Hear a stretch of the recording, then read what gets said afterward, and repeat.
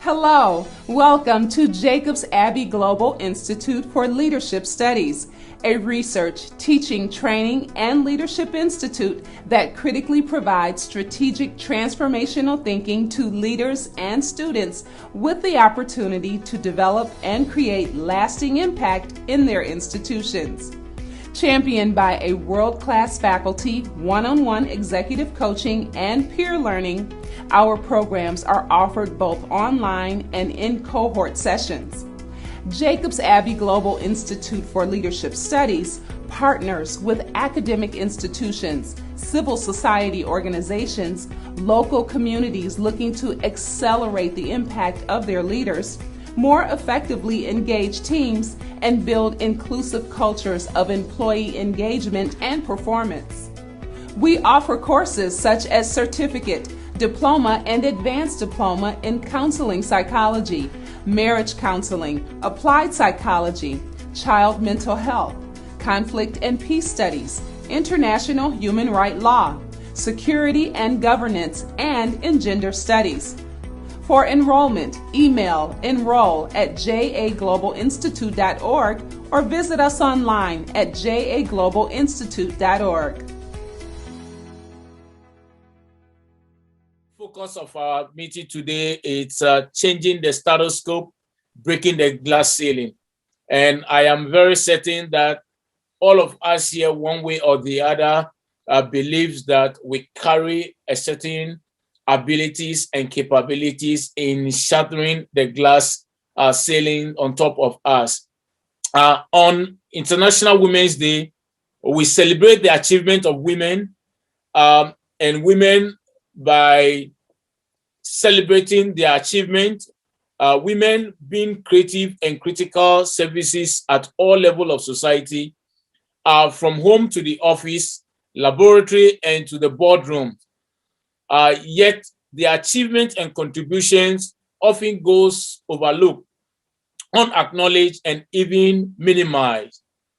The month of March is a reminder to appreciate those who typically have been forgotten or pushed to the side.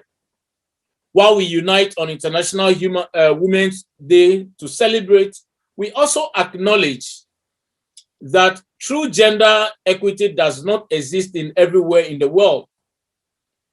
1 in 3 women will experience gender-based violence in their lifetimes. Women are still paid less than men for the same work they do. And interestingly enough, they do 2.6 times more unpaid care and domestic work. In many countries around the world, women do not have the same access as men. They lack credit and they are educationally deficient. And so when disaster strikes, majority of women are the most victim.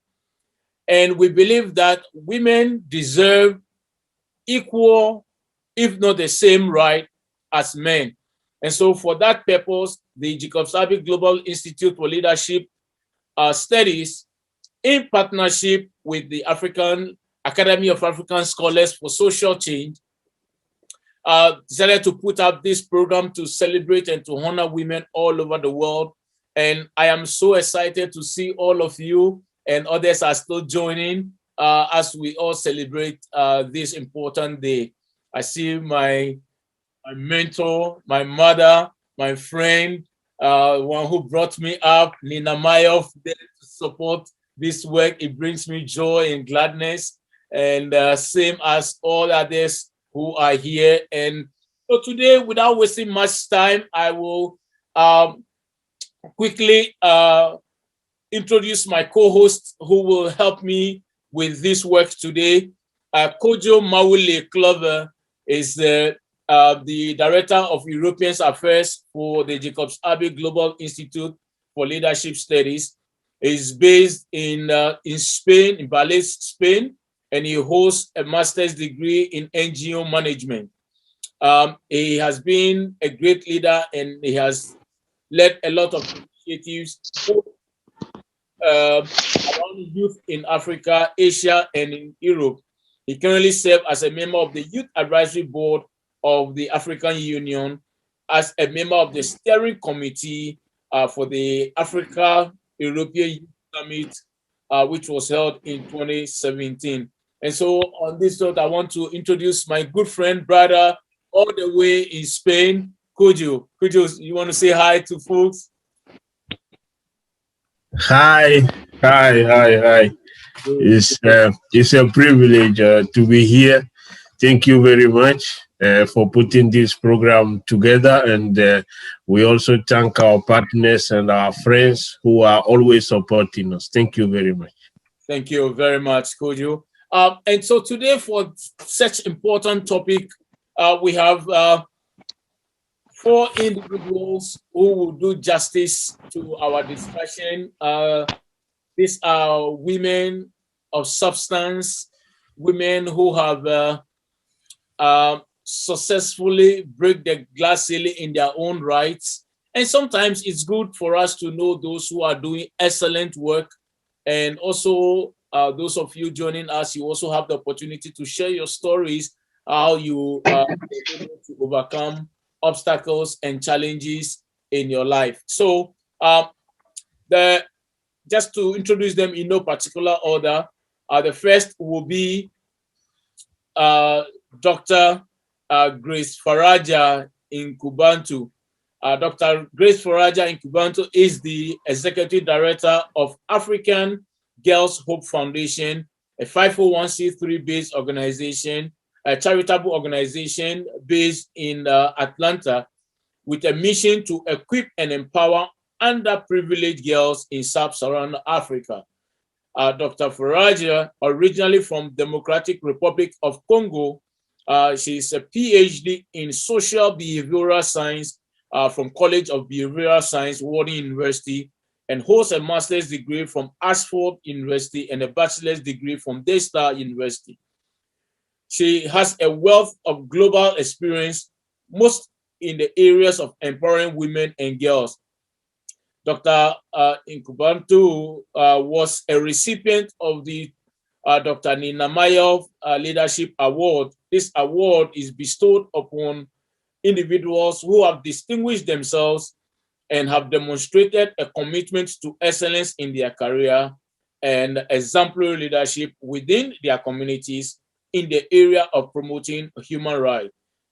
Grace has traveled extensively to spearhead community engagement in the Lake regions, Great Lake regions and beyond. Grace is the author of the book Experiences of Refugee Women with Different Physical Abilities in Kenya. Grace, you are welcome to this program, and I'm sure you could see Nina and you are smiling. Yeah, it's so good to see you, Dr. Nina. Thank you so much. All right, so our next guest will be Dr. Adam Akaloko. She's a proud descendant of Sierra Leone, has always had a passion for helping others and international development. Her parents instilled in her a deep sense of pride and appreciation for their Sierra Leonean heritage. As a former active duty member of the U.S. Air Force, who honorably served for 4 years, Dr. Akaloko is a strong advocate for women and girls in Sierra Leone. She hopes that her mission will inspire other descendants of Africa and embrace their culture and positively impact their home country. Dr. Akaloko completed her undergrad studies at the University of the District of Columbia, majoring in public health. She holds a Bachelor of Science in Health Education. Upon conclusion of her education, Dr. Adama began volunteerism work with AmeriCorps. As a volunteer director, she was inducted into the AmeriCorps Promise Fellowship. She has received recognition in Sierra Leone and in the US as the Unibana Band Ambassador, Female Empowerment Entrepreneur, and Chief Patron of Unibana Student Association. In 2019, Unibana Excellence Aspirant of the Year, and in 2019, DEA Humanitarian Recipient She was chosen as a 2019 Global Goodwill Ambassador and was among the top 100 recognized human rights defenders by the United Nations in 2019. Please, let's welcome my very good friend, Dr. Adam Akaloko. Hi, Dr. Adam. All right, our next guest speaker will also be Caroline Jelagat. She's a biosystem engineer specialized in water and sanitation engineering. She is currently an innovation center technologist at PENTAIR. Her current role entails product design and optimization of membrane water distillation systems. Besides, she is a certified product manager. Her motivation is to provide sustainable, innovative solutions and technologies to providing safe drinking water and sanitation system for all. She is currently based in the Netherlands. Caroline, how are you? Great, thank you. And last but not the least will be Engineer Dr. Anki Winske. She is a co-founder and the chairman and chair innovation and business management from biotechnology and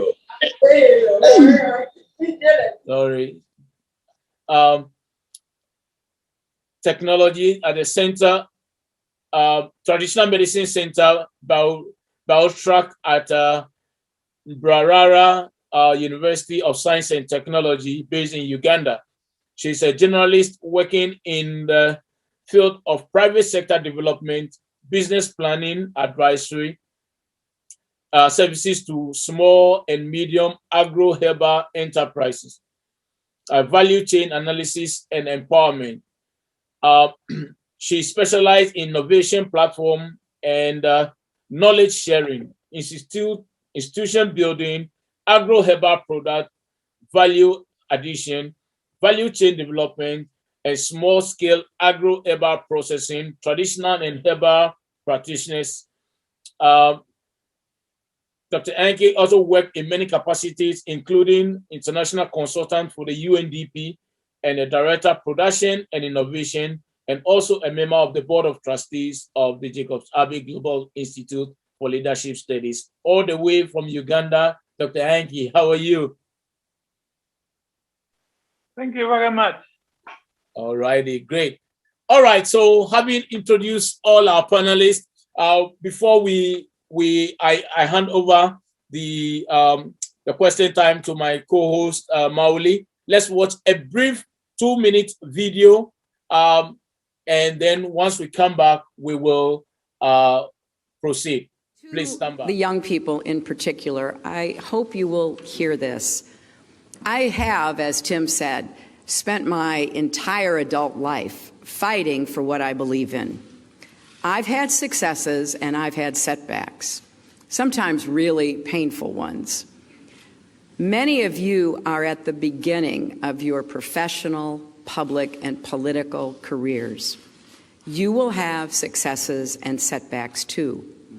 This loss hurts, but please never stop believing that fighting for what's right is worth it.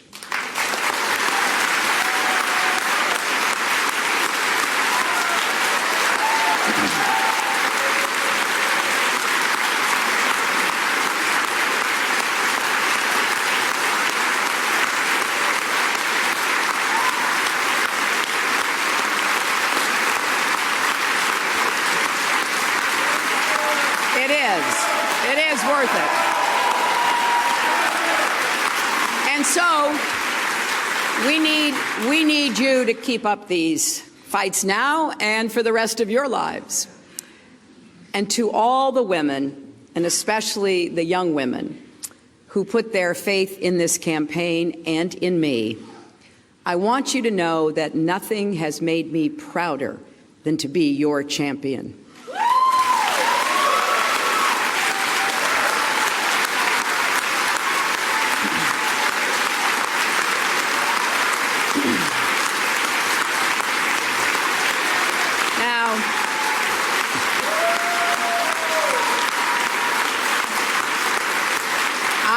I know we have still not shattered that highest and hardest glass ceiling, but someday someone will, and hopefully sooner than we might think right now.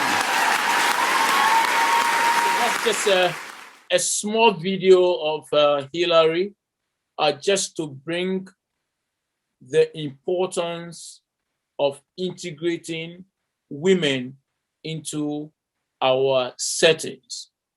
And clearly, she's one role model irrespective of her political views, one individual who has championed the cause and the right of women. I still recall her presence in China, Beijing, talking about women's rights as a human right. And that statement alone changed the narrative of how the world perceived women. And so, without wasting much time, and I want to thank all of you for coming. I will now hand over to my co-host, Maule Clover, all the way in Spain, to take us through this wonderful presentation. Thank you very much, Sammy. Thank you all for being here. But Sammy, I think before we start, we're going for opening prayer. Sure. So can you direct, and then we can... Sure. Let me say the opening prayer quickly. Father, we thank you for this opportunity to gather to discuss the issues that affect women and how we can each support them to become relevant and co-equal part of the human race. We want to thank you for this opportunity, all those here, so that they will contribute ideas to make this beautiful in Jesus' name. Amen. So thank you all for being here once again, and welcome to this international roundtable discussion about this international theme, change to challenge, choose to challenge. So it's true that in our lives, we always face challenges, and some people decide to challenge, or some people decide to back out, not to wait. But from the Jacob Abbey Global Institute for Leadership Studies, we are very proud to work along with women who always choose to challenge.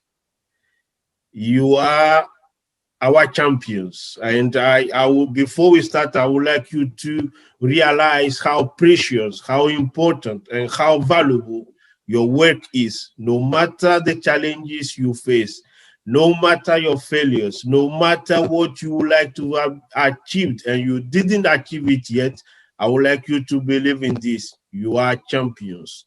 Thank you very much. So we start. The first question, I will like our panelists to briefly present themselves and also introduce themselves, introduce their work and what they are doing, and especially to talk about what inspires them most to take on this responsibility as champions. Thank you very much. Yeah, my name is Dr. Grace Faraja Nkundabantu, and is silent to make it easy for everyone. And I second my brother Kojo that Dr. Samuel, not every man will stand up to talk about women's rights and empowering women and highlight the work of women are doing during this season. And we kudos for that and for the work that you have been doing together with your team.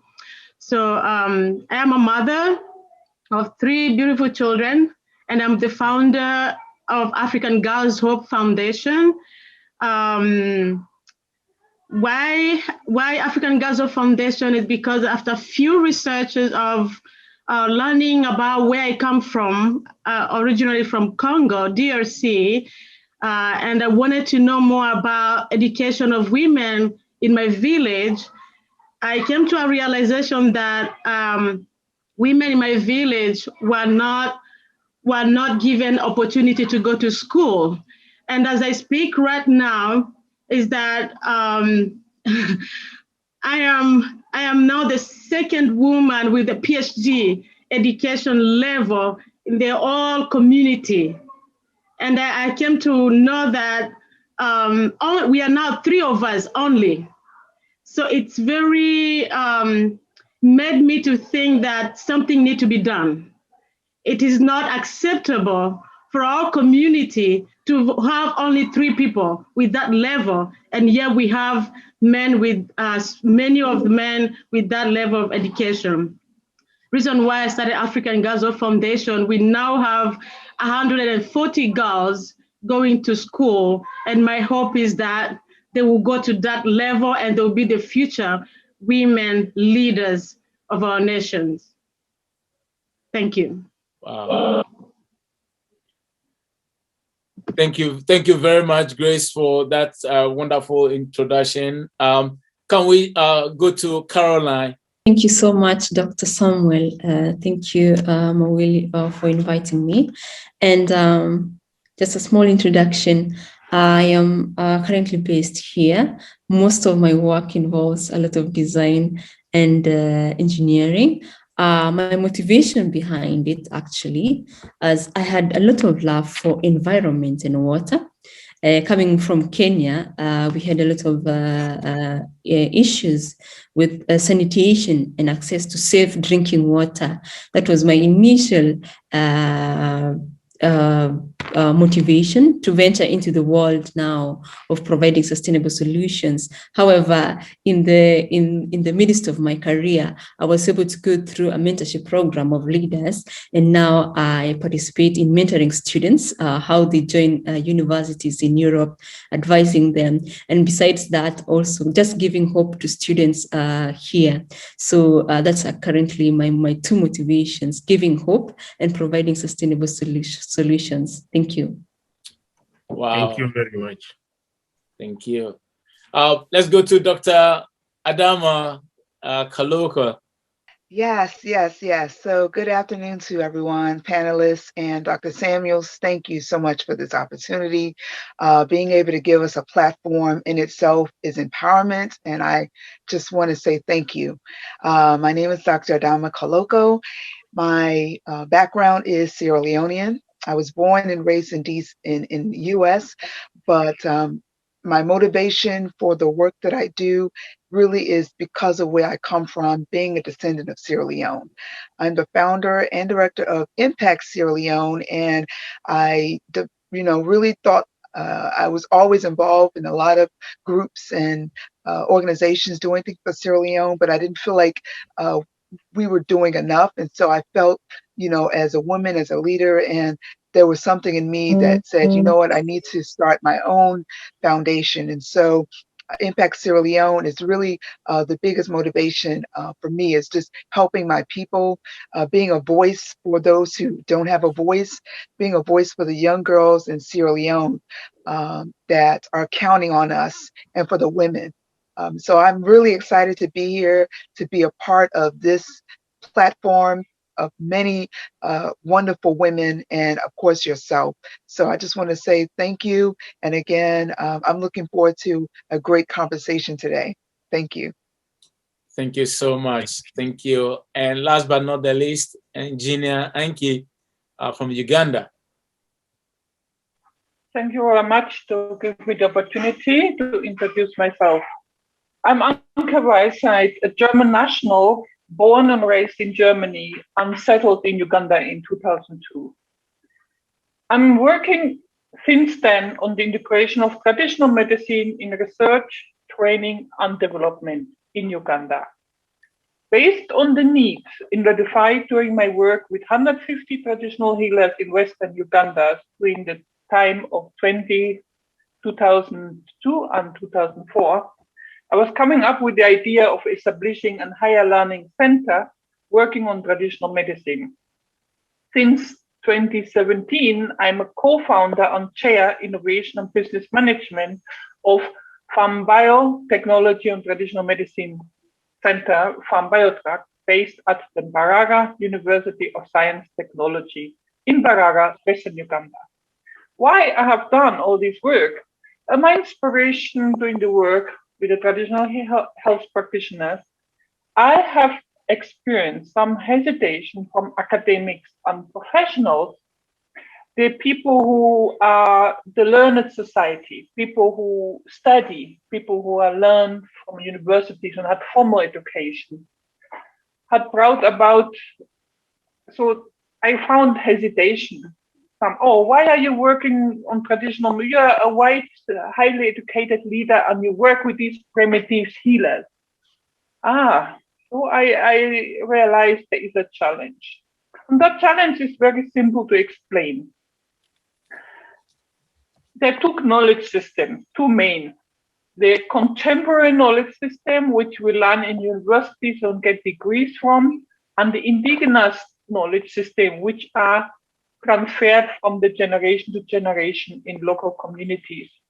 So as a result, I developed in 2006 a concept note on establishing an Institute of Indigenous Knowledge at Bara University. But people were looking at me like, are you crazy? What are you doing? So now I saw a threadlock. People did not like my idea, but I kept moving. I kept doing the same subject, integrating traditional medicine in research, training, and development. So in 2015, the call for Center of Excellence from the World Bank came. I constituted a team, and after 2 years writing the project, the Center Farm Biotrack was born. Currently, we have 30 PhD and 20 master students supported by the center working on traditional medicine, natural cosmetics, or health beverages. The future plan, this is not the end, is to establish physical infrastructure for farm biotrack with specialized laboratories, production facilities, botanical garden for medicinal plants, conferencing, training, and lecturing facilities. Thank you very much. Thank you very much. Thank you very much.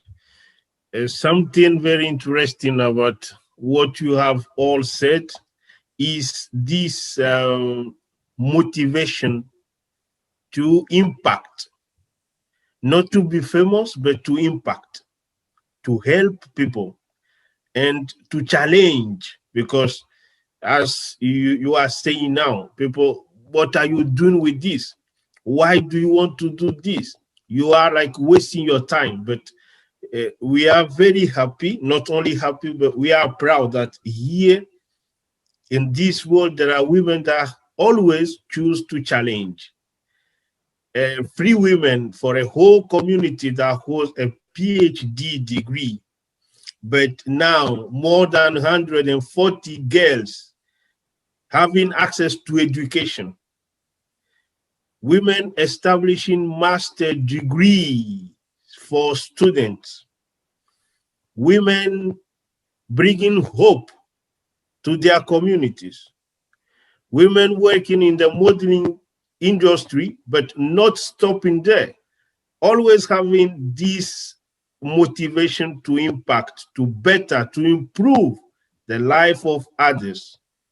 Thank you very much for all that you are doing and that you are ready to continue doing. Thank you very much. Now, the first International Day of Women have been celebrated in 1911. This day has been established to celebrate the achievement of women at a lot of levels: cultural, economic, political. But today we understand that women are still underrepresented when it comes to decision-making processes. So we would like to understand from your point of view, from your experience, what are the achievements? What achievements have you seen, have you come about in your work or in your own personal experience? How good have we been in achieving this recognition for women and advancing in this equal right for women and men? Thank you. Dr. Caroline.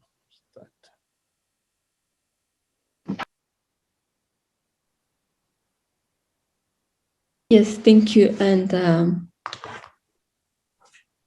Yeah, how I've been able to face these challenges, I can say it's an experience. When you look into the work industry, there are various challenges that you face, and how you perceive the challenge depends on how you're going to respond to that. So when it comes to just maybe even in the leadership role, or not just in the leadership, just as a core team member, it's really about how do you view a situation? Do you view a situation as an opportunity to add value, or you view a situation as an opportunity that challenges you to ask yourself, what do I need to do to make this better? So that's what I've been able to, in my career at least, it really depends on the perspective. That's how I would respond to that. Thank you. Thank you very much. Thank you very much. We will continue now with Dr. Adama. So for me, I would definitely agree that women have come a long way. We have come a long way within our country and within some of our countries like Sierra Leone. However, as always, there can always be more to be done. And for me specifically, I have seen a lot of women leaders, but I don't see enough women in the political leadership roles that could be able to be at the table to make those decisions that can really help and influence women and girls. So for me personally, I would like to see more of us, not specifically in as a politician, but being able to sit at the table where these decisions are being made to help and to empower and really change everyday life for women and children. In Sierra Leone, I can say specifically in the work that I've been able to do, I target women and girls because I see that there is a disparity. The women are the ones who are the mothers. And so you have a disparity there where they have to be the ones that are caretakers, the primary roles that help ensure that the children are okay. So at the same time, that should not discourage them from being at the table, being at the forefront of leadership. There are some incredible women that I have networked with for this over this year, but I definitely want to see more of us being able to have a voice, being able to be a part of the decision-making process. That's really where I see a lack.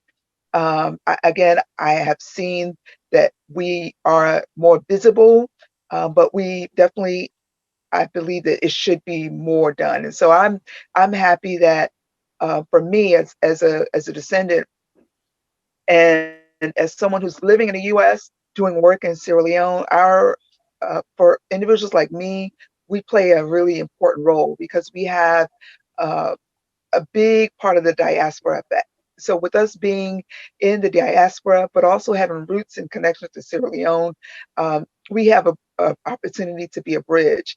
And so that's really how I really view my role in my experience in being a leader, is just really being a bridge from the opportunities and networks that I have in the U.S.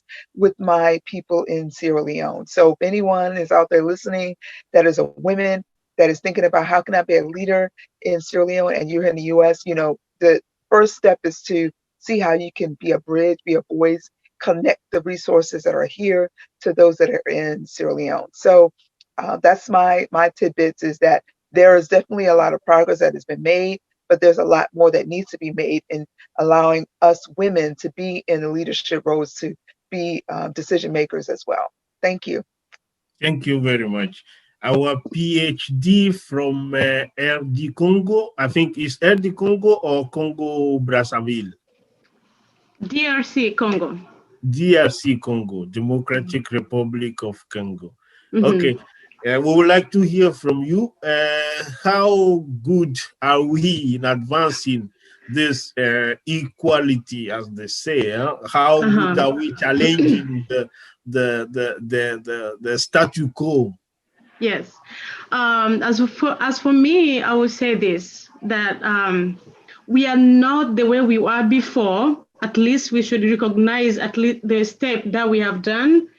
For example, in 2006, we had our first African woman to be on the highest position, Ellen Johnson, the first president of Liberia.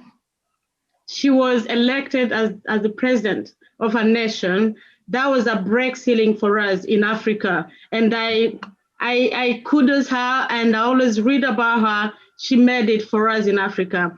And as we speak now, Ethiopia has the leader now, female leader. Her name is Saleh. I can't pronounce her last name. Saleh something. Yeah. And then I was reading about India too. In India, the women were the first one to fight against corruption in their country. So we are not the way we were before. At least something is being done, but it is not enough. Reason why we are having this discussion to go on and fight without stopping. It's worth it to fight for our right, as Hillary Clinton said. So what we are doing right now, it is not in vain. So we have to keep going on as we educate more girls. Those are the leaders of tomorrow. Those are the women president of tomorrow. And those are the corruption fighters, right fighters of tomorrow. Thank you very much. Thank you. Thank you. We are really inspired by all that you are saying. And it's true, as you were explaining, we are not where we were before, but we are not the best in that regard. And as you are saying, you have always this force, this strength, this energy to continue working despite the obstacles, despite the difficulties you and this in your message also we feel this hope. There is always hope.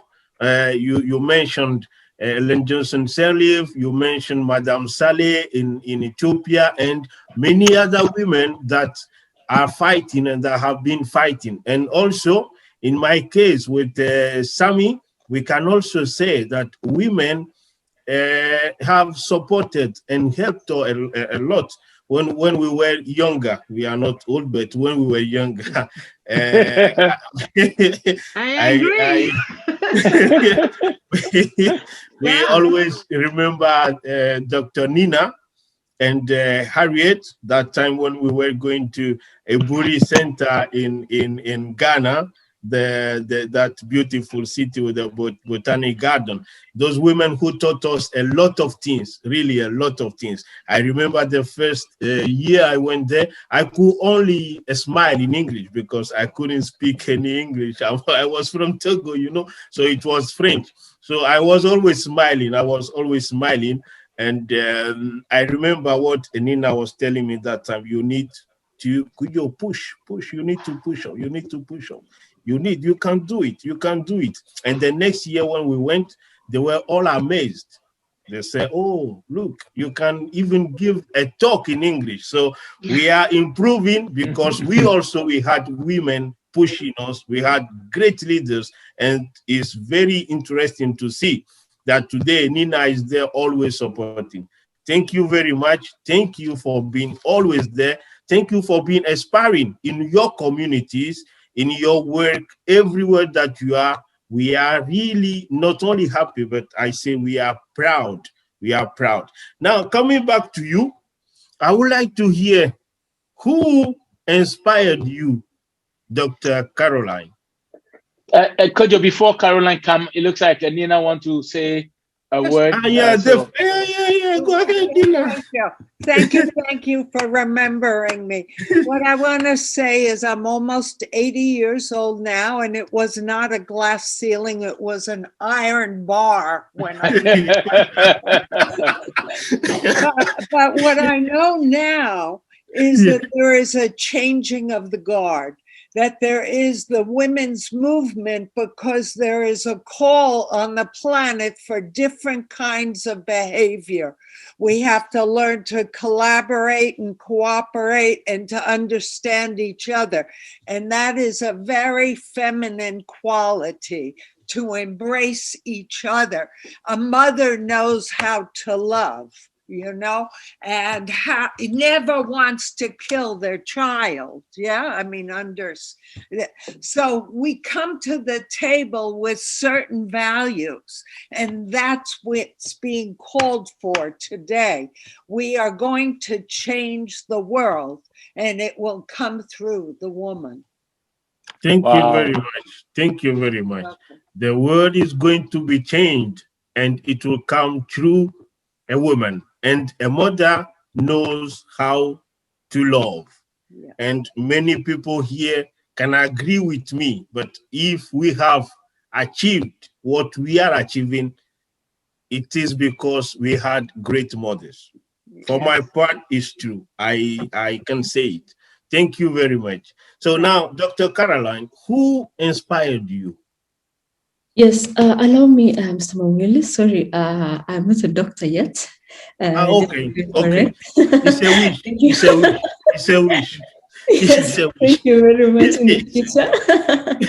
And I just wanted to add about the leadership with women. We recognize that 45.4% of the global workforce is women.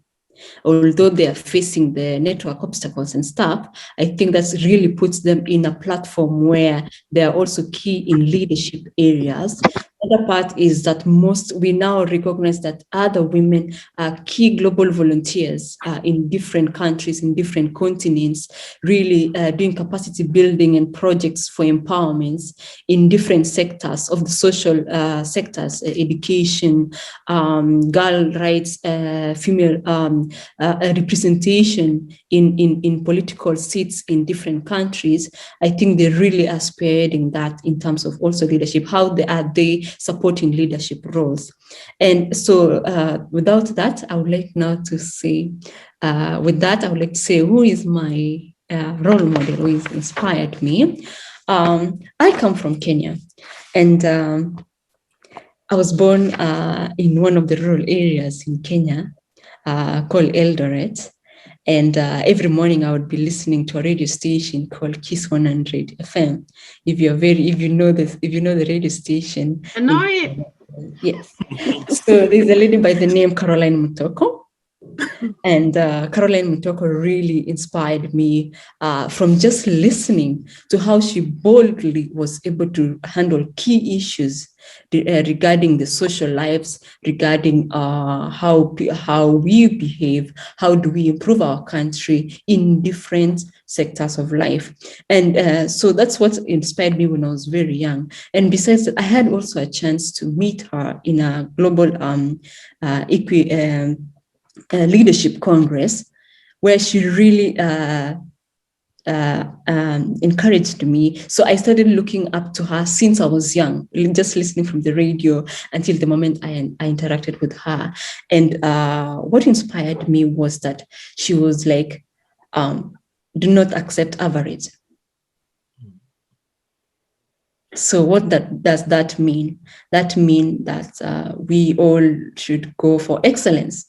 It doesn't matter. If you're a mother, do it excellently. If you're a teacher, do it in excellence. If you are doing anything, do it in excellence. So that's what really inspired me to really look into my life and say, okay, I used to listen to Caroline, and Caroline told me, you know what, Caroline, I don't accept average. So she inspired me a lot, and I still hold up to that.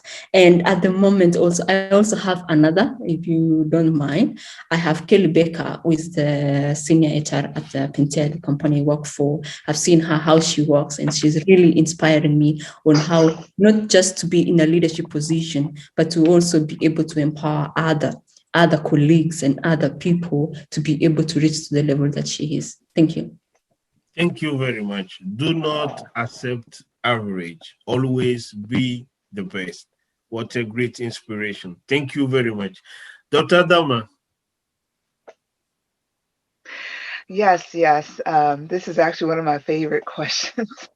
I have so many people who have inspired me, so many women who have poured into me. And I want to start by saying my mom, of course, because without her, I would not be here. Being a woman who migrated here when she was young and had all 5 children here, did not have an easy road, but always showed us that number one, you have to have a good attitude despite what you're going through. And you do good things will come back to you. And so all these things growing up, remembering that that's really what makes a woman a great woman is kindness and having humility, because a bad attitude will not invite people into your circle. And so my mom, I always give her a shout out. Yesterday was her birthday, and I always, think about ways of how my walk can honor her, because I know that this a true statement is, as you honor your parents, that will bring goodness into your life. So I give credit to my mom, for raising me and putting in good qualities in me about being a woman. Um, and through that, through her being from Sierra Leone, I was fortunate to visit Sierra Leone in 2003, and I never met any of my grandparents alive. So going to Sierra Leone, hearing the stories of who they were, what they did, some of them were made gara, made fabric, made things for hand. They were herbalists, and hearing those stories always brought an inspiration into me that no matter, despite the fact that I never met them physically, I made it a duty that, whatever I did would bring honor back to them, would bring honor back to their legacy, and allow me to really bring that honor to our family. So my family, my roots, they are really a big inspiration of the work that I do. And I know we're maybe speaking about women, but I also want to give a shout out to my dad. He passed away in 1997, and his death actually helped me fall in love with Sierra Leone, because I felt like that was a way that I could give back to him, and all the things that he could not do as his daughter. That was my duty. But I want to mention some really great women before I end. Um, as it was mentioned, I was in AmeriCorps for 2 years. It was a fellowship, and at that time, most of my peers were out doing work and getting paid while I was doing this work that was not getting much pay. But I can say that it was a reward that I'm still reaping, because I learned so much. And the executive director, who was my boss at that time, Pamela Luckett, she poured into me how to be a professional in running an NGO and a nonprofit. In your image, everything you do should speak to the people that you're serving and to the people that are your supporters. You have to, it's all about how everything you say, your walk, your talk, everything needed to really reflect the work that you're doing. So Pamela Luckett, wherever you are, I want to give you a shout out. I'm also a lover of all creativity, creative arts, music, poetry. And so a lot of musicians inspired my work. And in particularly, there's 2 African women, one of them by the name of Miriam Makeba, South African vocalist, but also a South African leader who was a part of the apartheid movement. She really sacrificed a lot, was banned from her country because of her views and her leadership. And I remember that my dad allowed us to watch a video called Graceland. I don't know if anybody knows about that, but it was a South African video that always, sometimes I go back to it, because it really showed me how they were bringing music together to really show how much the people wanted freedom, everyone to have the rights, human rights, and no matter your color. And Miriam Makeba was a performer there, and her music always transcends to me in showing that, as a women leader, you have a voice, whether it be through music, through poetry, or what, your music can also help liberate and encourage and empower people. So her music always empowered and inspired me. The other artist is Umu Sangare from Mali. And sometimes when I think about it, her music it was always about empowering the women. In Mali, it's a Muslim-dominated society where a lot of the women did not have the same rights, and a lot of the customs, the views that are still going on, really is brought down women. And her music always spoke to empowering the women that were in Mali. And so she always, inspired me to, be that voice. And other people like Michelle Obama, of course, we know, former First Lady, who really showed us and how you, as a woman leader, anyone could be a voice and help young girls, especially, to be their best. And I have a passion for public health, and so with her, bringing the garden and showing us how we can take care of ourselves through eating and how to promote public health in our own right, always was an inspiration. And so the other one that I want to end with is Maya Angelou, one of my favorite poets. May she rest in peace. She has a poem called Still I Rise. It is something that I go to. You'll see me maybe mention it in my social media handles. It is something that gives me a voice every time when it seems challenging, even in my right as a woman, as a leader, and just different things that go on. It's not easy to run an NGO, but no matter what, you fall down, you get back up, and you keep rising, rising, and rising, and in doing so, you will help others to rise. So I think I went over my time, but I just wanted to really say that, we as women, no matter who you are, your status, everyone has an opportunity to be a voice and influence and impact one another. So thank you. Thank you very much. Thank you very much. No matter who you are, no matter where you come from, everybody has this ability, has this chance, has opportunity to empower, to inspire, and to impact another. Thank you very much. Dr. Anke, all the way from Uganda, we would like to hear from you. A woman that inspired you, or that is like an inspiration for you right now. Thank you very much. I have two main women who inspired me during my life. One, that is my late mother. She gave me an inspiration and stamina.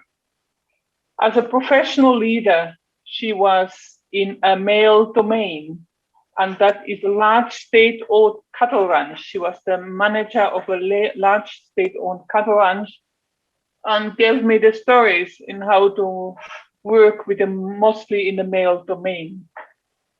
And another inspiration she gave me is not to break the glass ceiling, but to create one.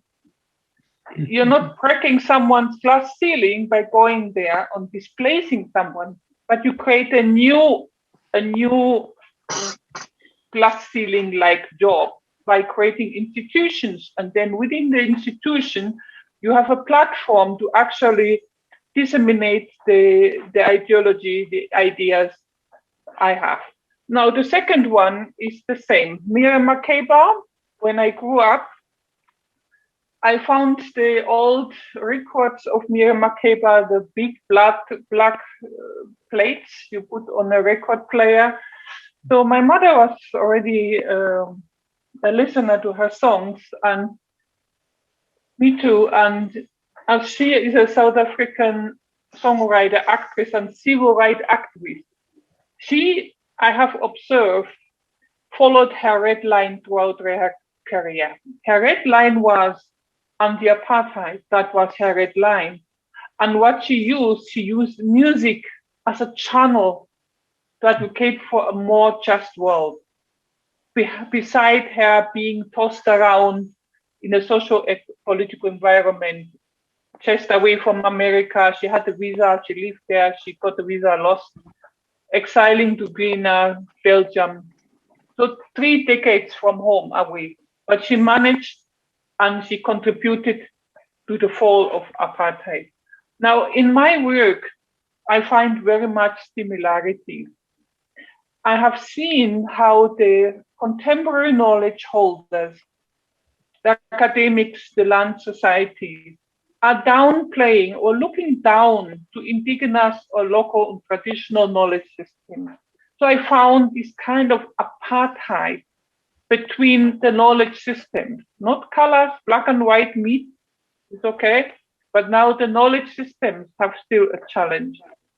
So I even met Miriam Makeba in the 90s. We had a concert, I attended her concert and was privileged to sit next to her in a dinner after the concert organized by the Namibian embassy in Bonn. So that's my inspiration, and that is what I can say, the two main ladies. There are many more, but I like to specify the two. Thank you. Thank you very much. Thank you very much. Dr. Grace from the DR Congo living in the US. Your inspiration, please. Yeah, absolutely. I have also many of them, but I will also go with two because of time. And of course, as Dr. Adama said, myself too, my mother, she's the first one. And the reason why she's the first one is because she fought for my education. Although other people from my community were not for girls to go to school, but she was always fighting for my education, for me to go to school, no matter what. And she will always say, Grace, you are the light of this family. And if you go wrong, everyone will go wrong. If you go good, and then everyone will follow. So, and I believe that the first education starts home. And I strongly believe that the education from my mother made me who I am today. And although she never went to school, she never went to formal education, but from the home education and formal education, she was able to raise me and strengthening me to all the gifts that I had or my requests that I had, and she was able to stand firm with me no matter what. I remember when I was doing my first degree, and I was in Nairobi at Desta University, and a few of the uncles were like, "Oh, she need to get married. She need to get married," and they will present some men to come and marry me, and she'll be like, "No, she's in school. She's in school. She has to finish school." So for her to fight against the cultural beliefs made me who I am today, to be where I am today. So I kudos her for that. And the second person is Ellen Johnson. I've been reading about her story and how she went to school. She went to Harvard, and then she started working in the government, and to a point that she became the president of her nation. And sometimes, with the fight against women reaching to that level, I can imagine how many challenges she had before she arrived to that position. So I would say that the more we fight, the better we get to the level we want to be. So for me, I'm learning so much from how she became the president. I'm not going to be a president tomorrow. That's not my... Why not? Why not? But just learning about how she became to that position, strengthening me in what I'm doing currently, to do it well and to do it with excellency, so that I can impact others to be excellent in what they're doing. Thank you very much. You can perfectly become a president one day. So I hope you have the notebook, so you can start with the name of Sami, and you put mine under his own. So we can say tomorrow we have a friend who is a president. Yes. Hey, Kojo, before you go on with the next question, let me say this quickly, because Nina have to go to another meeting. But I just wanted to also mention, as all of you have said, that women plays a pivotal role in the day-to-day lifestyle of everyone, and a lot of people who have recently came in contact with me kept asking me, what was the source of inspiration in my life and how did I become who I am today. To some, they even found it very amusing that I shifted from my original persona into pursuing academics and becoming a PhD and doing humanitarian work from around the world. But I tell them all the time that this inspiration came at the good mercy of Nina. Why? Because, not because she's here, but she doesn't say that all the time, even behind her, that she was able to identify something in me that I never recognized when I was a young boy growing up. And she insisted that that which is hidden in me be birthed out. She never left me alone. Every step of the way, she tried as much as possible to pull me along. And by so doing, today I have become an inspiration to a lot of people around the world, traveling to about 100 and something countries, just making life peaceful and possible for people. It's all because a woman who has no mandate to do what she did, but this is what we talk when we talk about breaking the glass ceiling or shattering the glass ceiling, going above and beyond and identify individuals who have potential to impact the next generation. And so that is why I have vowed that as long as life lives within me, I will honor Nina as all time that I get to. And I know you guys will come along with me to do that, but I just want to chip in that quickly. Coach, you can continue. Thank you, thank you, thank you, thank you, thank you, thank you. Thank you very much, Nina. Thank you. Thank you. We had some amazing years in Neburi, and then in I remember the first time it was the Volta Hall, no, in the Legon University in Accra. Thank you very much. And Sammy, I remember that first meeting when you offered me a Coke. That's right. Yes. And this bar near Dansoma, that yes, place in Accra. Thank you very much. Yes. Now we are honored to always have you and have your support. Thank you very much. Thank you. So I will come back to Dr. Anke. Why do you think we need more women in leadership positions where decisions are making, when policies are made? Why do you think we need to have more women there? Yes, we need more women in leadership. One, simply, there are 50-50 women and men on this planet.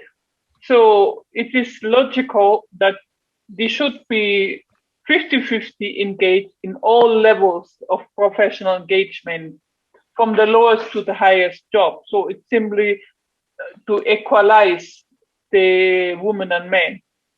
Secondly, women bring unique experience and unique perspectives to strategic planning, to leadership, which men may not have. So to have a good mix of 50-50 women and men in leadership, both will benefit from their respective specific knowledge and thinking. Thank you. Thank you very much. Thank you very much. We need women in leadership positions for the benefit of everybody, because they have to be here. They represent the other 50%. Thank you very much. Dr. Grace. Yes. Why do you think women should be there? Why do we need more of them, more of you people in leadership positions? I think, first of all, women, we work harder. Women, we work with passion. And women, we work to accomplish our goals.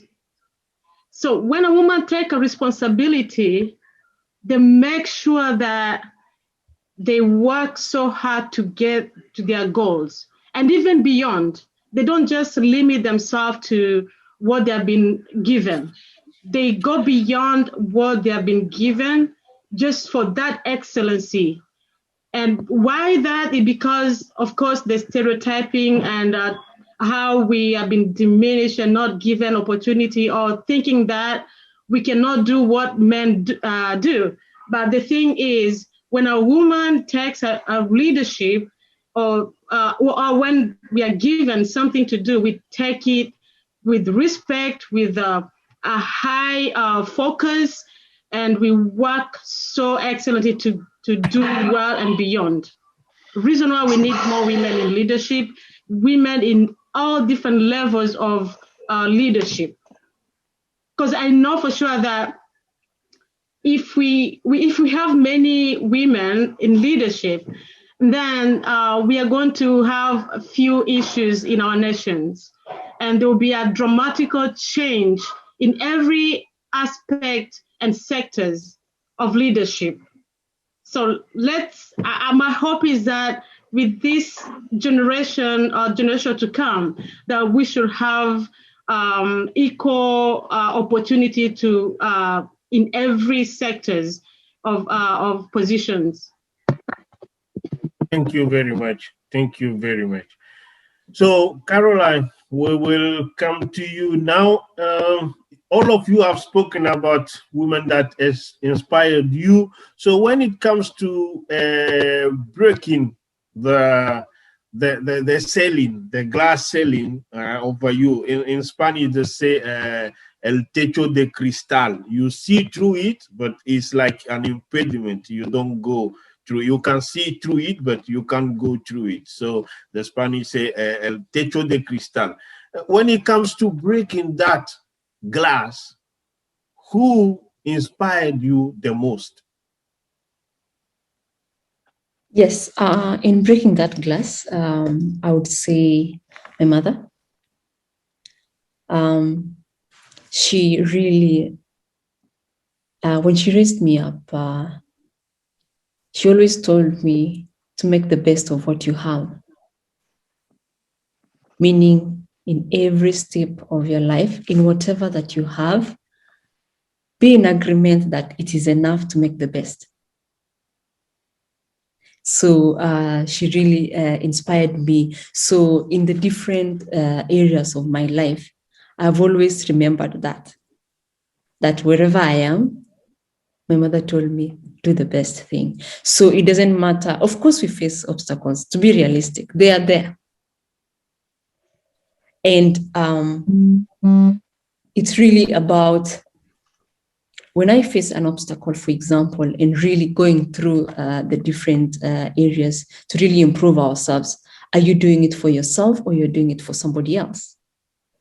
And for me, my motivation was to really also be able to be in line with what she told me. And it became a challenge to me that as long as you are certain you have what you have at that point, make the best out of it. Challenges come to challenge you to be the better person.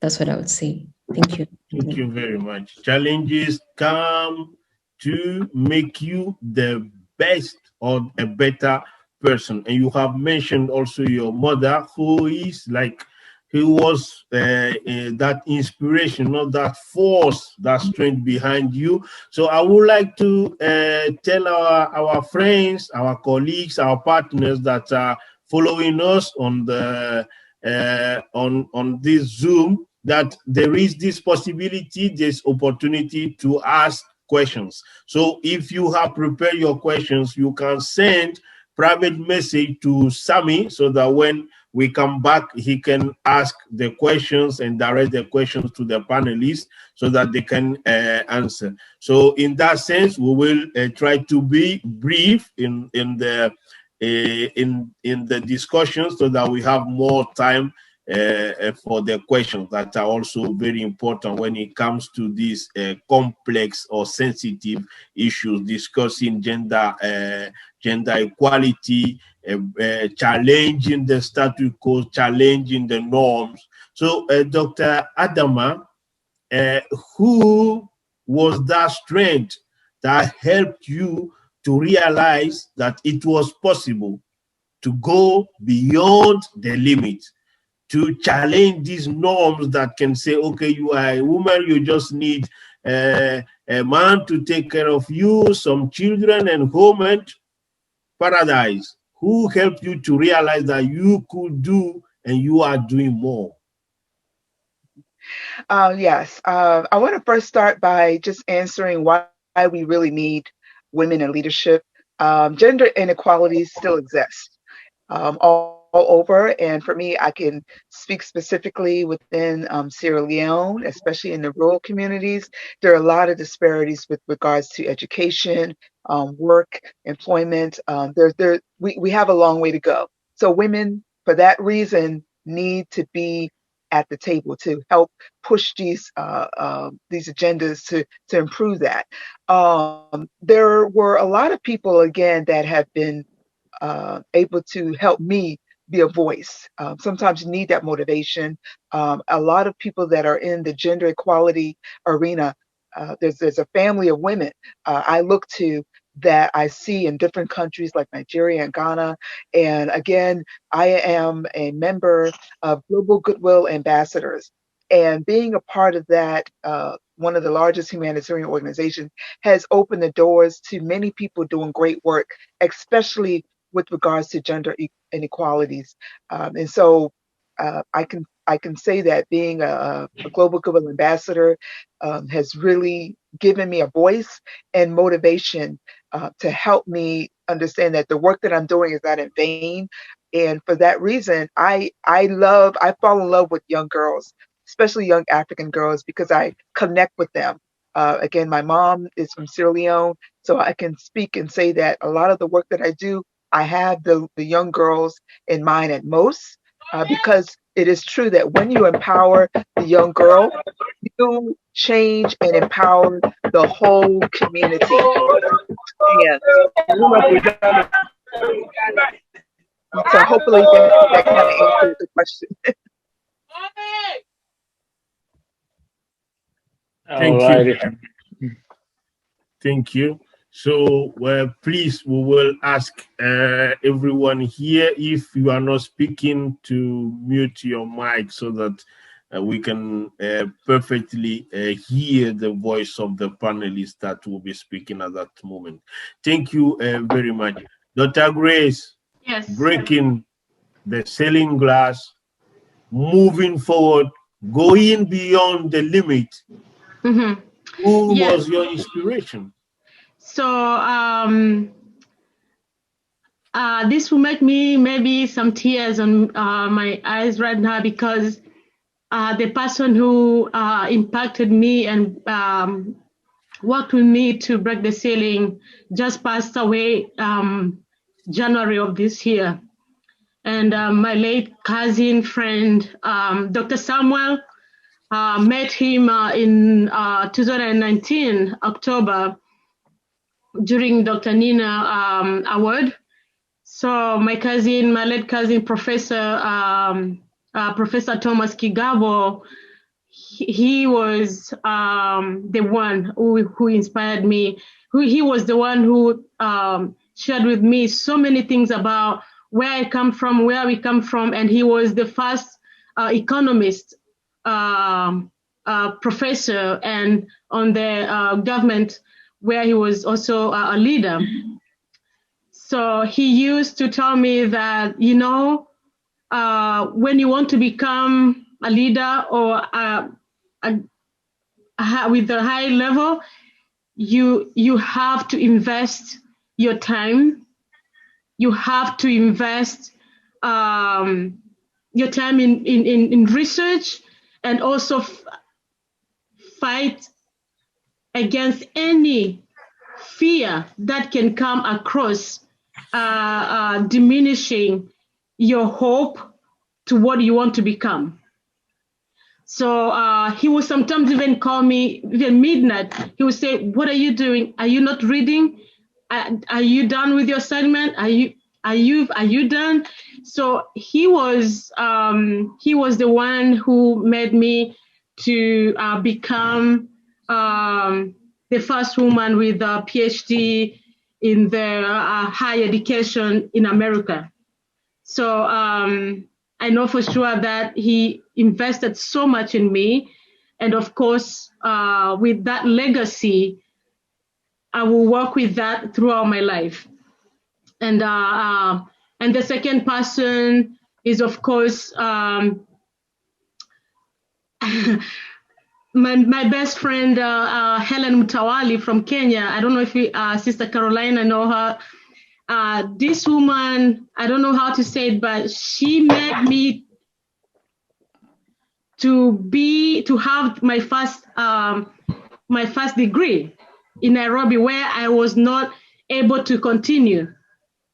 So because of her, I was able to break the ceiling with my first degree in accounting, because when in Kenya, I was the only woman or girl in college or university doing accounting.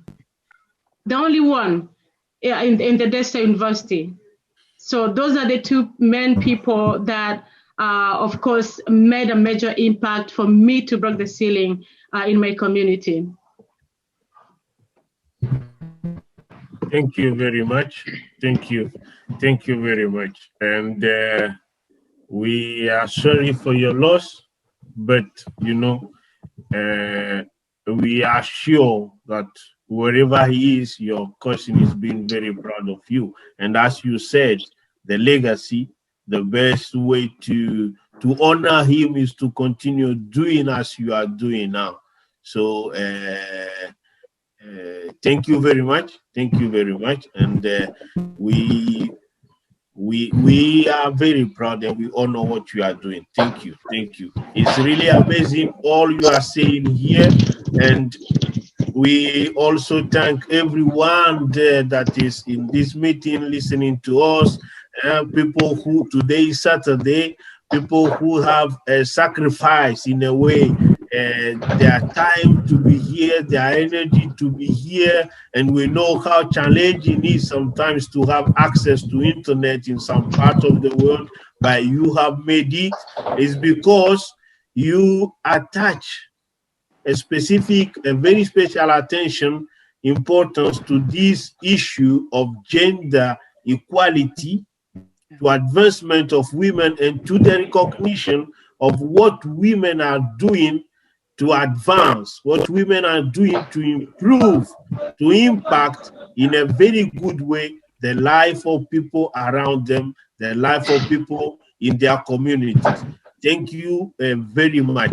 We are really grateful for your time, for your energy, for your knowledge that you are sharing here with us. Thank you very much.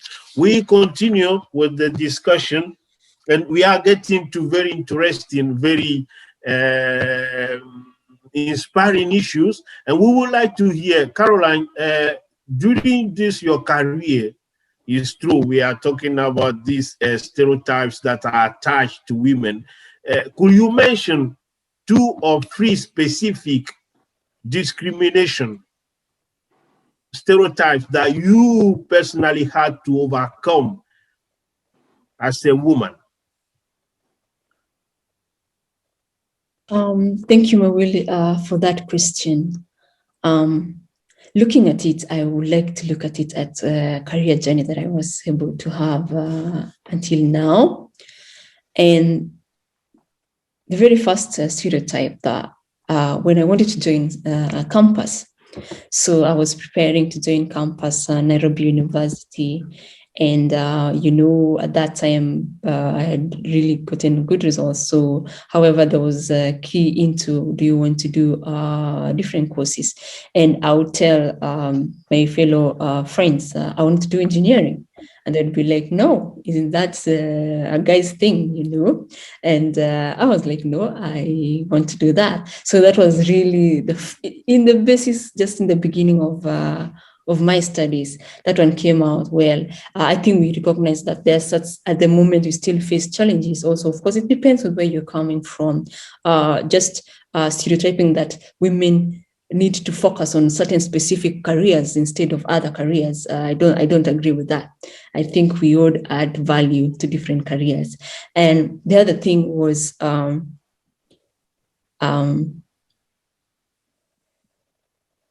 be able to go to leadership, it requires that you be kind and also be proactive.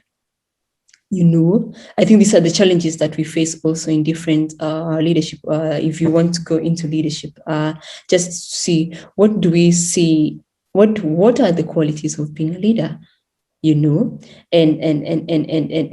I don't see this as a challenge. It's something that I had to learn in the process myself, that to be a leader, you need to do this and this and this. Do I see it as a stereotype?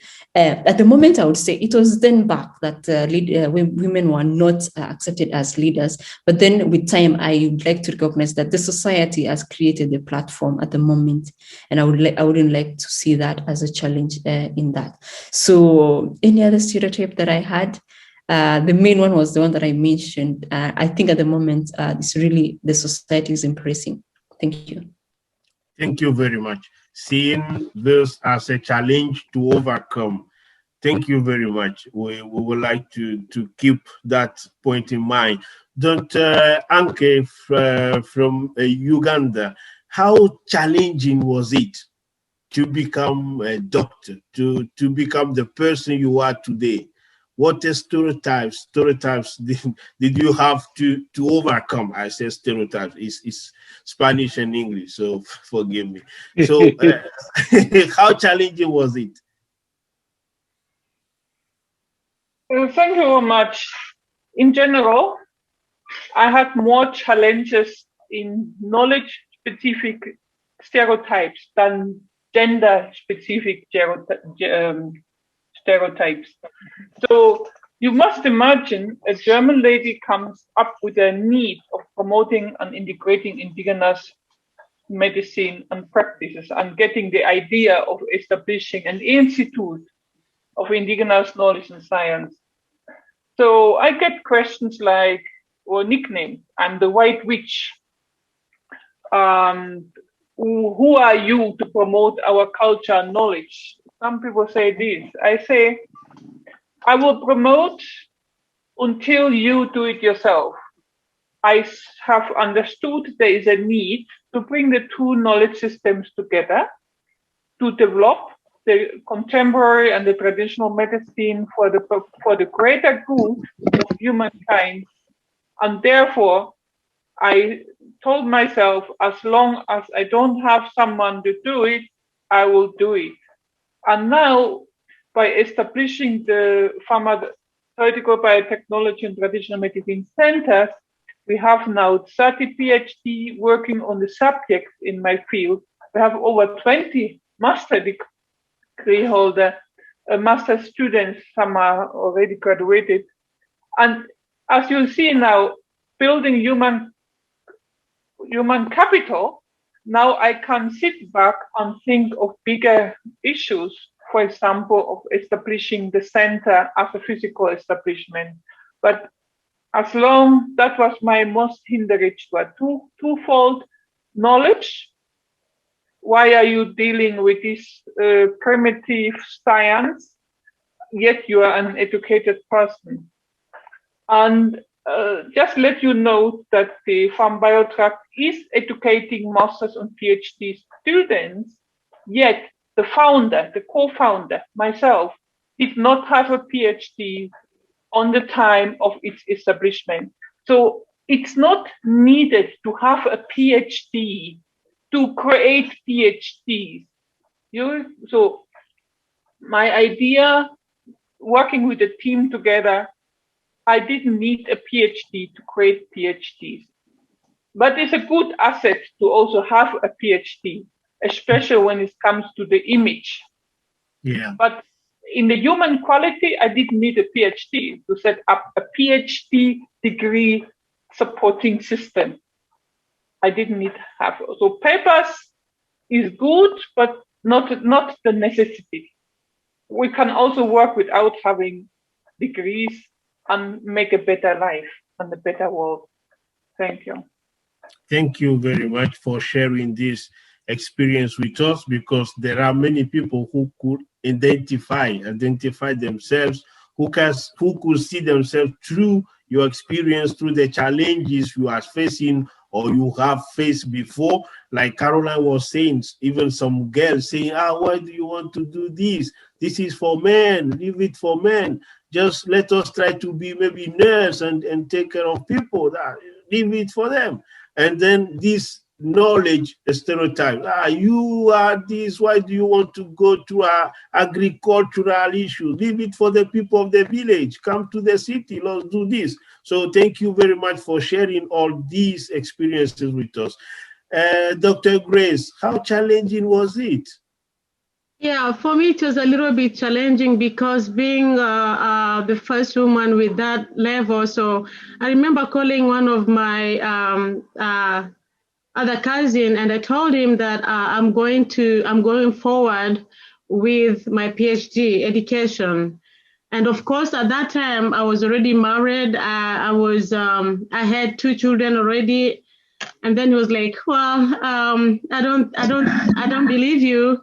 I will believe you. I'll believe it when you're done. And then he told me, education, your education is just like.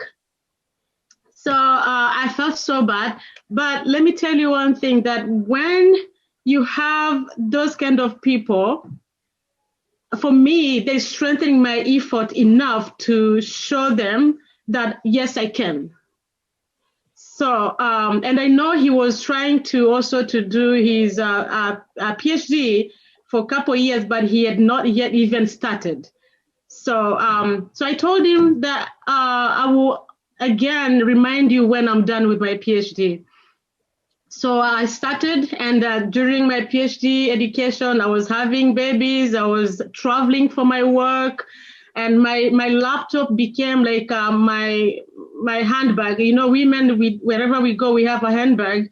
So my laptop became my handbag everywhere.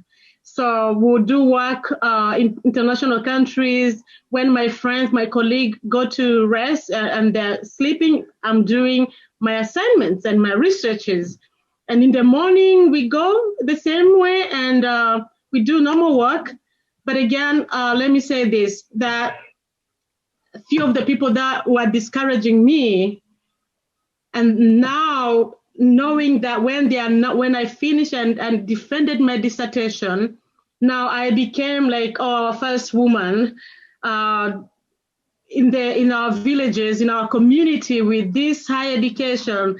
Now for him was like, oh yeah, she's my sister, she's my cousin. So, but I was not, I didn't take the challenge and embrace it, but I fought so much to show him that although I'm a woman, I am a mother, I'm a wife, and I do my 8 hours work, I can also do my education and be there. So any challenge that comes on our way should not stop our goals, or should not stop for us to do what we want to do. Thank you very much. Listening to you, listening to experiences, I come to realize that spaces like this are really vital, very important, because Dr. Grace, you were saying something now, not to react in an aggressive way to the challenges, to what people will say, but take it as, yes, I will do it, to show that a mother, a wife, a mother of 2 can also carry a computer, work 8 hours, then study, then get a PhD degree. Thank you very much. Dr. Adama. Yes. What about you? So yes, in terms of challenges, I've definitely had my own fill of them, especially with the year that just passed. And so one thing that I always, keep at the forefront is to remember why I'm doing this work, remember my why. And for me, I'm very passionate about this work. It doesn't seem like work. I don't even call it work. It's just really a part of my life. Again, I am here in the US doing work, trying to make impact in Sierra Leone, which is on the other side of the world. And so in that in itself is a challenge because, I have to rely on, communicating with people, um, and trying to get our agendas and getting our mission accomplished. But at the same time, I have people, saying, you should really just kind of focus on your work here. I'm a mother of two as well, trying to hold it down.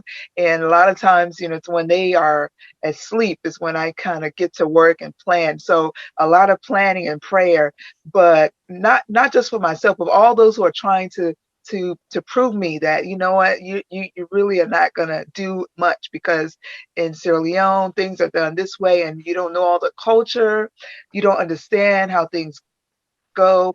And I've had a lot of people try to say, wait until your children are older and then you can do a lot of things. And then, I'm like, well, if not me, then who? There's always going to be something that will come, even when the kids are older, that will take away your time. And if you have that mindset that, if you're determined, things will happen when they're supposed to happen. And I'm a big believer about destiny.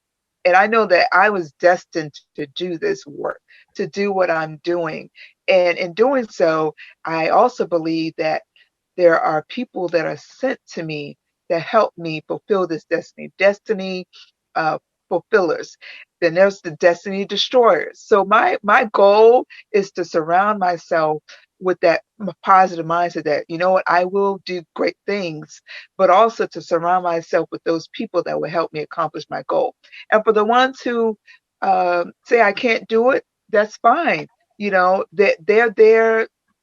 I don't knock people down, but I have that drive in me that gets me up every morning. You take care of your duties as a mother, as a homeowner, and someone that, and with us, for me, I'm still going through virtual. So I'm a teacher at the same time because my kids are still at home, and so, remembering why I'm doing it helps motivate me, helps me break those barriers, help me to know that if I help one person, if I affect one person, I can help a community, help a family. If I help one woman, and I fall in love with agriculture and supporting my people in the rural communities. And so being able to see them and just change in their mind, that positive mindset, it makes a difference. I had the privilege and honor of visiting Sierra Leone in December after 14 long years. And I would say that was a trip that changed my whole life in addition to my first year. And I met some of the people that we were able to help in 2020. During the pandemic, we were able to help provide COVID-19 materials to kids. We were able to help do some workshops. We sent barrels of clothing and we helped the farmers. And so my visit was a visit of purpose because I met some of the people that were able to benefit. And even though some of the folks that I met did not speak the language, they blessed me, they thanked me, and they said, "You remembered us, and you are not even from here." So that meant a lot to me. And so that let me know that, whatever I'm doing is not in vain. So the challenges that definitely, they will definitely always be here. But I've always had the mindset that, again, God created me to do this, so he won't let me fail. And to keep that purpose, to keep that in mind always. And I'll also say another challenge that I faced growing up is being a dark-skinned woman. Um, this may be a little bit not as, a big deal, but it does make a difference in who you are and your confidence and your ability to speak, to be a voice for the work that you're doing. And for me, a lot of times I was silenced when I was young because I felt like, the being a dark-skinned woman or a dark-skinned person in my school was something negative, was basically we were kind of looked down upon as, not really feeling worthy.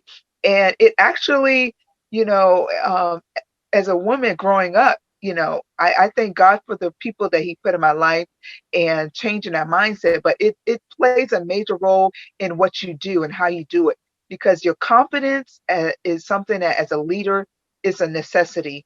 And so I feel a true privilege and a blessing that I've been able to influence a lot of young, dark-skinned girls that saying that, you know what, you could be at the table as well, you know. And even in Sierra Leone, there's that divide.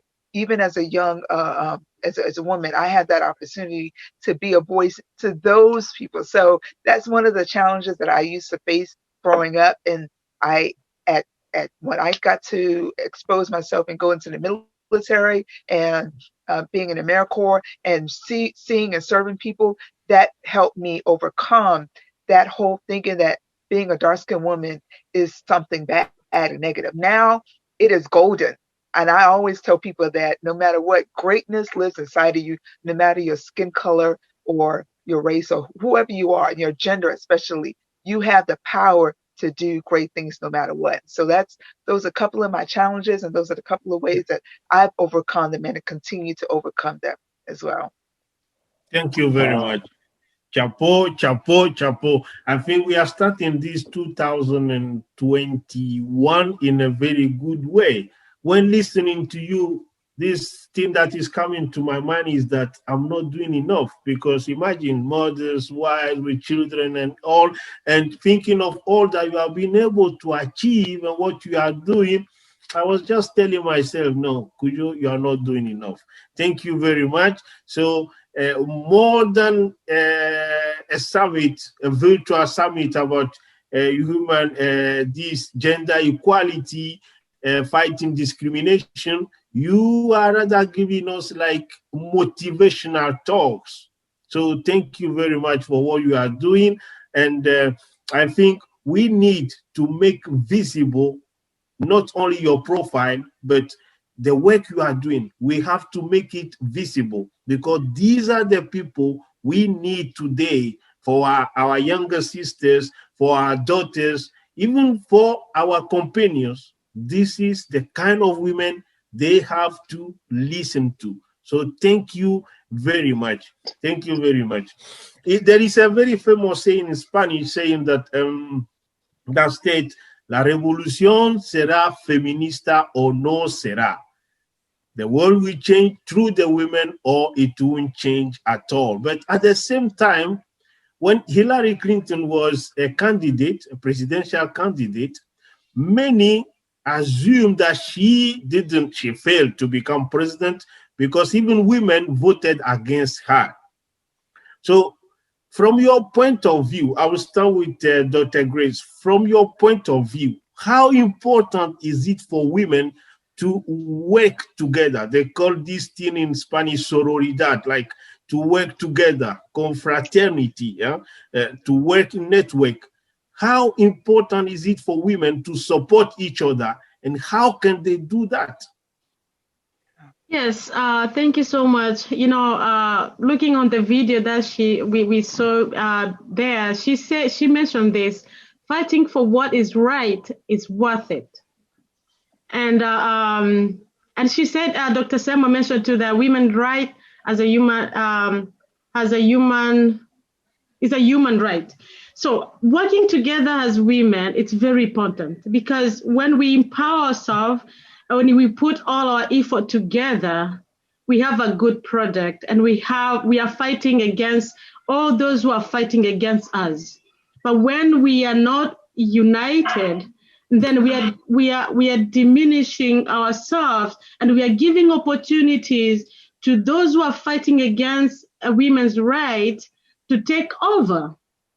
So from Hillary Clinton, I would say that although she did not become the first president in America as a woman, but again, she did great. She was there, she put herself out there, and she presented herself. That's the first achievement.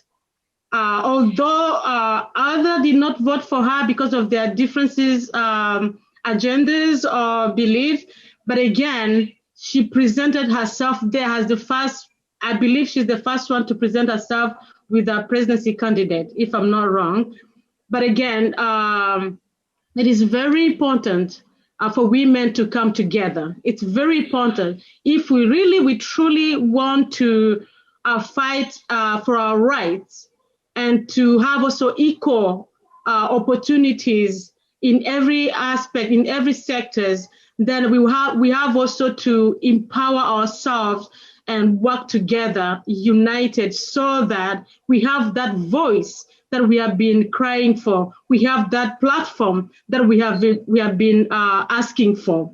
So on my side, I would say that it's very important for us to raise up and work together. Like knowing Adama and what she's doing in Sierra Leone, now she knows what I'm doing in Congo, in our villages, and also in Kenya, giving girls education and access, and others knowing what you guys are doing, Caroline.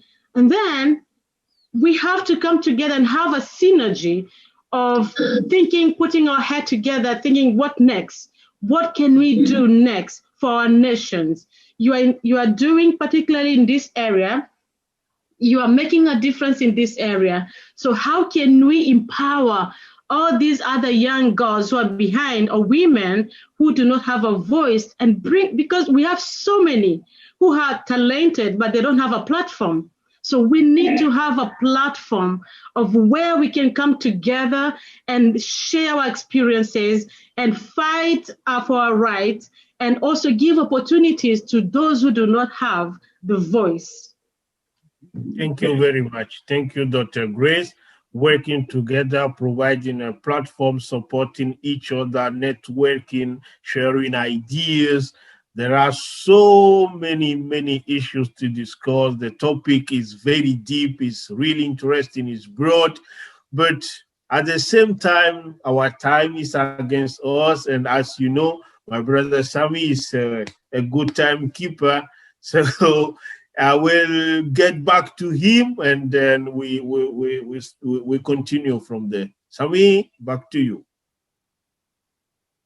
Oh, thank you so much, Kujo. But I think it will equally be fair if the other panelists also give maybe 30 seconds of their perspective based on the narrative that women are their own enemies, and that they always fight themselves instead of they uniting. We've heard from Grace, so maybe let's hear from Dr. Anki, maybe 30 seconds or 1 minute, and then we hear from Dr. Adama and Caroline, then we'll wrap it up. Thank you. Dr. Anki, are you there? Everything starts with the first step. Good. So thank you. Doing it ourselves first, and then with our network and pooling expertise together, we can attract a fellowship and then continue what we're doing. Another way is by actually establishing institutions around your idea, because the person, I can die anytime, but from Biotrack will not be dying. So it's building institutions around the ideas the woman having. And I saw my fellow panelists creating institutions too. So that is one way of step-by-step pooling expertise and followers together. Thank you very much. Dr. Adama. Yeah, so it's very important to band together as women. One of my favorite quotes is, "United we stand, together we rise." And I've seen firsthand on social media and other platforms where we tear each other down through our words. And there's power in words. There's power in our voices. And if we pull together and pull each other down, then we're taken away from our ability to really push the envelope, push the change for our future generation, especially the young girls. And specifically in Sierra Leone, we still face a lot of being behind in education and just being in the workforce. And if we use our voices to tear each other down, then we don't have that ability to really impact. And that's one of the things that I've always been about. Use your words for building up and for making each other stronger as opposed to tearing each other down and competing. There's too much competition. We're all here to reach a purpose, and I believe if we use our gifts, our skills, our talents to inspire one another, share in our networks and our resources without any fear that there's going to be any competition, it really will make a difference. So I just, to anyone listening, use your social media platforms. That's a beginning practical start to promote each other and uplift each other and support each other, especially this show, for example. You know, when you have opportunities to be a part of and help your fellow sister, do it. In doing so, you will learn from each other and be able to grow. So I really know that we've done a lot, but we can do more in helping our fellow sisters rise just as we're rising. Thank you very much. Caroline. Yes, what I would say is that it's very important that we become unified as women.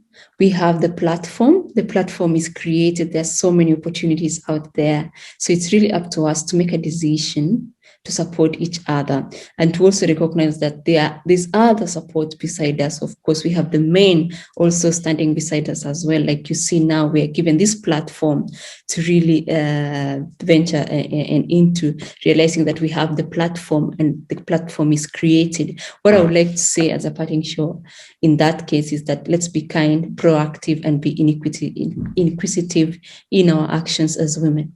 Thank you. Wow, thank you so much. Thank you so much. So, folks, I think that my co-host QUO actually handled himself very well. Moderating a platform with big women, CEOs and directors, and people running large organizations and engineers like Caroline. You have to be on your top game. So I think QUO, you did a good job. So I know Dr. Ambrose Ewan is here. He's been here since the beginning of the event, and it's important that I give him an opportunity to chip in one or two. If he has a question too, he can. Doctor, go ahead, Doc. Thank you, Dr. Sami. Thank you very much. First of all, I want to say that I'm really impressed with the discussion from all the panelists. I've benefited from it, and I'm sure every other person has benefited from it. So I have two questions. The first question is this. Since this is, we say, breaking the glass ceiling as the main topic. Now, which area of industry are women lacking most, which requires them to attain gender balance with men? I know there are many areas, but which is the most? I want to find out if you can, all of you, anybody can answer the question. That's the first one. The second one is, how does the International Women's Day, which was created in 1911 and observed every 8th of March, reminds you about women across the globe? Each time you go, how does it remind you? So these are two things I've asked. So I will appreciate if you can just give me feedback, short answers for that. Thank you very much for giving me the opportunity, Dr. Samuel. Thank you. Thank you, Dr. Ewan from Atlanta. Great. Who want to take the first question? All right, Dr. Adama. Let me just make sure I remember it. So basically, where and what industry are women lacking? Yep. Okay. I would say definitely for what I see is in agriculture, meaning I've witnessed in our country that there are not a lot of women who are in leadership roles with regards to farming. Sustainable development is really a really big part of pushing and improving and really helping our countries grow, especially economically. And I believe that they should not just be the cooks for the farmers or the ones who kind of help with the supplies. They really should be at the forefront of business owners in being able to add that ability to bring their knowledge and leadership to that table. I really believe that if young women learn about just the basics of farming and how really the whole sustainable development cycle is pivotal in communities, it would really help with creating future business owners and people that will even have the seat at the table with regards to export and import. I feel that that's an industry where I feel I'd love to see more women, um, not just in the back seat, but really in the forefront and being able to lead in agriculture. Thank I you. think you had another question. I don't know what the other thought was. Oh, in terms of women's International Women's Day, I wanted to say that real quick. For me, it really is an awareness. I believe every day should be International Women's Day, because I feel that all over people recognize people that are leaders in the international sector. They take that time on that day to have activities and workshops around International Women's Day, and I believe that it should be an every day or at least every month, because women are really important to the cycle of improvement and developing ourselves. I love March 8th because I know that there's going to be that awareness, that highlight, that recognition, and I believe that we don't recognize each other enough. It was this whole month is motivating for me, but I believe that it helps me open my mouth even more to encourage and uplifting other women to do great work. Thank you. Thank you very much.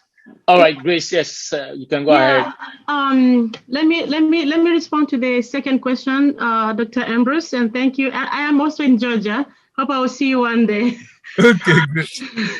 So for me, March 8 has started to become like part of me. And for the first time in my community where I come from, many of my community or women, they do not know about March 8th. So for the first time, I did organize a Zoom meeting platform like this, like last week, and I discussing about the role of women in our community. And I did that, and we had more than 100 women from my community from all over Sweden, Kenya, Africa, and here. They joined, and it was their first time to hear and to understand about March 8th. And we did that in our language so that every woman will understand about March 8th. And they requested that they want to know more, and they want us to share about this women's events with them. One thing that I've realized that March 8 has given us an opportunity to also bring an awareness to other women and to share with them about the great work, about who they are, and how they can also continue to be uplifted. Thank you very much. All right, Caroline, you want to chip in quickly before we wrap up? Yes, I would just like to add and remind ourselves that the International Women's Day also reminds us how women have been a key role in ensuring that we have stability, progress, and also long-term development in our countries. Wow, thank you so much. There's a question that was put also on the platform by Mamaga Amito II, the Paramount Queen Mother of Alavanyo community in Accra. She said, if you are a lady with a vision to change things around you, but you ladies, colleagues are not giving the chance, what will you do? So for instance, if you sought to do something significant in your community, but if you come to the realization that there is a stiff opposition to your intended dream, what should you do? I need a 30 seconds answer. What should we do? You should not let anything stop you. If that is what your purpose, you want to fulfill that. And if you know your work is going to help others, I mean, there's a strategy, of course. You keep yourself safe, but I don't think that you should let anything stop you, because again, if not you, who will help? So if that's your God-given thing that you were, set to do, your purpose, you just have to be very careful. I know there's some people that maybe face more difficult challenges with regards to keeping, safe. But I would say for me, I rely on my faith a lot. And so, everyone has their own way of faith that helps them get through challenges. I pray over things, and I pray for the people that surround me, but I set a purpose and a plan and a strategy on how to work with people. You can't, everybody is different. There's different people, different personalities. So you have to be ready to not let that personality change who you are and what you will want to do. So I don't look at anyone as a way to stop me from what I'm doing. I know that in the end, everything will come out if I keep my purpose set on straight. So planning and praying, those are my key ways that I battle those. Thank you very much. Righty. Anyone else want to chip in? Quick one. Yeah. Yes, go ahead, Caroline.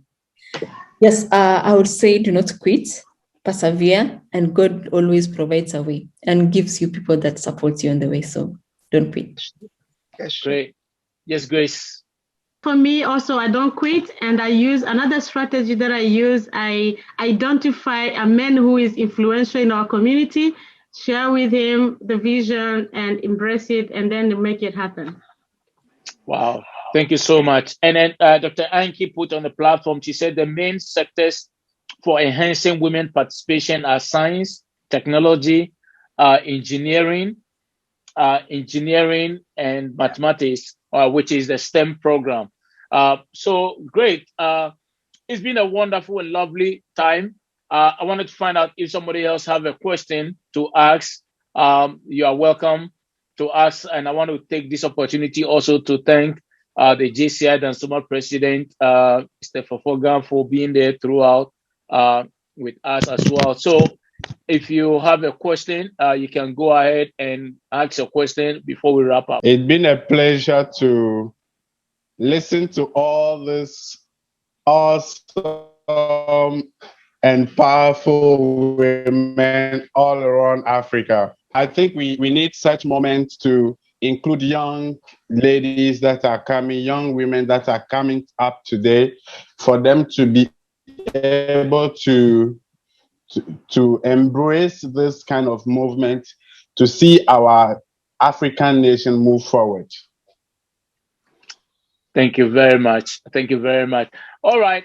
So as I promised everyone, thank you so much. As I promised everyone, our intended time is to close at 1:30 Eastern time. And I think I have kept the time.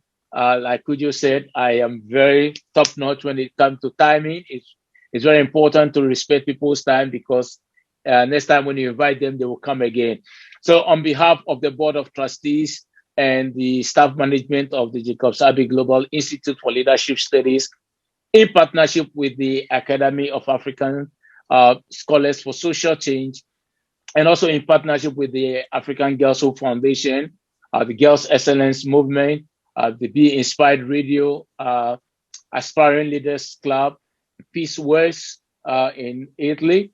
I want to take this opportunity to thank all of you, particularly our panelists, Dr. Adama, a great and wonderful person that you will continue to see her face on our platform because she has that zeal and passion. Dr. Grace, I have always tried as much as possible not to mention her last name because I always get it wrong. Today I was told to silence the N. So in future, I know how to pronounce it well now. Dr. Anki, she has been a wonderful, wonderful friend. I've known her for almost 20 years, for a very long time before we even start talking about institutional relationship. Thank you so much, all the way from Uganda, staying up to be with us. And my newly found friend, Caroline. There's one thing about Caroline that I love so much.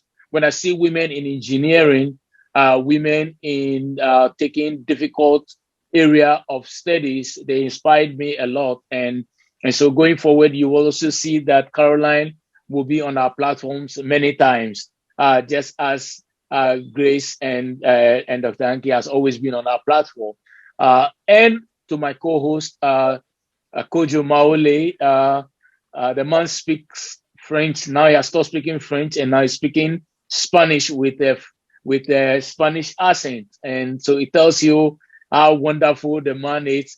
It's our great leader based in Spain and coordinate our gender violence program on behalf of the Jacob Sabe Global Institute. But more importantly, I want to thank every single one of you for coming. It's a pleasure, and we will send out the report once the report comes out so that you will be able to read and then watch the playback videos.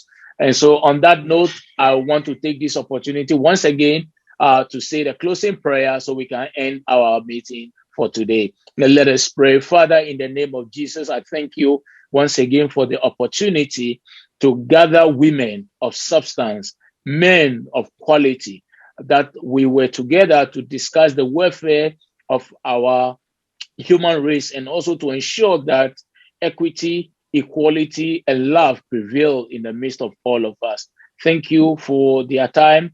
Anything that they've lost for contributing these hours of time to promote good work, Lord, may you reward them double of it in the mighty name of Jesus. I thank all of you for coming in Jesus' name. Amen.